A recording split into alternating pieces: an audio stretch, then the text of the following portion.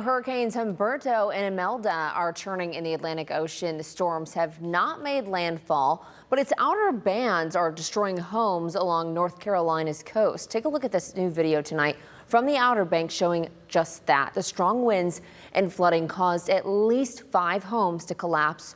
Those with the National Weather Service say the storms could produce waves up to 12 feet higher than normal.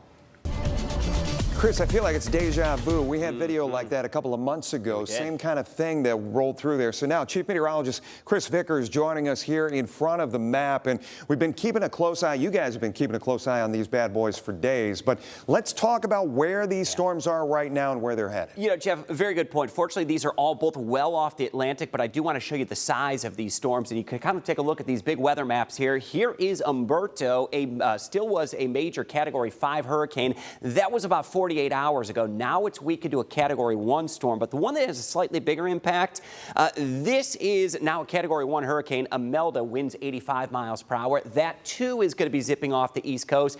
2 hurricanes in tandem that are going to be pulling each other off the eastern seaboard. So it will have an impact on our local weather. So let's take a look at that weather impact. And it is going to be the mild breeze. It's going to pick up some sunshine that's going to continue. And that breeze is going to be coming out of the northeast. It is part of an element of those tropical systems going up the east coast and high pressure building into our region. Let's look over downtown Toledo. We've got the waxing gibbous moon, bright and beautiful, headed toward that full moon in the month of October.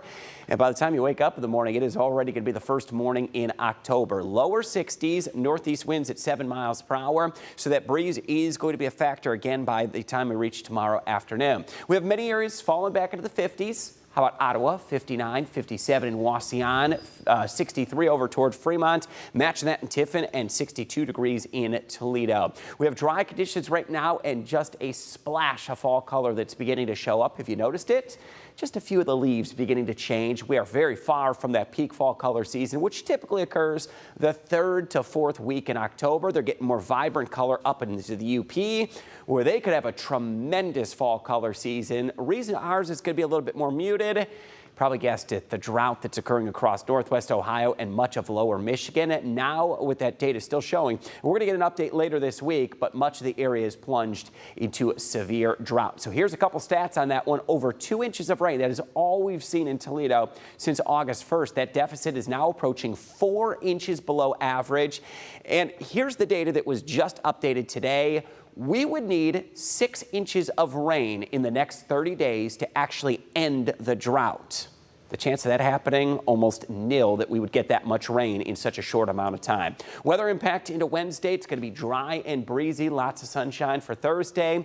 There's, again, some hints of the fall color showing up, brighter skies ahead, and into the weekend, summer feeling conditions that will be unfolding. Now, the only minor impact for tomorrow, it is going to be this, the winds that will pick up. They're going to gust occasionally about 20 to 25 miles per hour, and overall, that's going to keep our highs right around the low to mid 70s. Tonight will be mostly clear, calm and cool. Should avoid any fog tonight, so no issues out the door. Mid 50s first thing in the morning. 73 for the high on Wednesday, and if you're thinking of making that trip for the Guardians Tigers game number 2, first pitch 1 p.m. right around 70 degrees, and enjoy a day of bright sunshine and great playoff baseball. 73 for Wednesday, 75 on Thursday. We're into the low 80s for Friday. Weekend forecast mid 80s and bright skies and sunshine will bring a summer feeling weekend.